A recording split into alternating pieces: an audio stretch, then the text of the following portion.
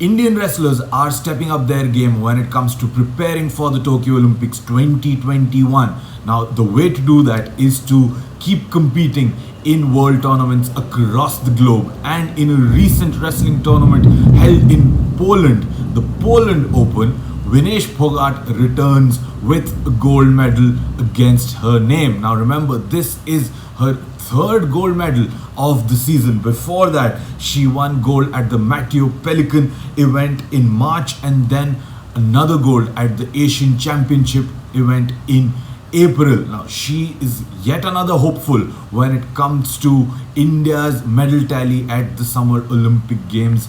Just less than 2 months remaining for that mega event to kick off, and Vinesh Phogat has stepped it up, believe me or not, because in the Poland Open she was not troubled by any of the wrestlers that competed against her in that entire tournament. She went into the tournament focusing on some crucial mat time ahead of the Tokyo Games because she hadn't gotten much of match practice because of the COVID-19 restrictions keeping her in the country for the longest period of time, and she was only able to practice in the Sports Authority of India facility and was not able to get that crucial match practice going into the major tournament. Now, coming back to the Poland Open, she did not concede a single point in her final encounter, and that was against Ukraine's Kristina Briza. Not conceding a single point in a final event shows the kind of composure that she has built up over this past year, competing in various other tournaments along the way.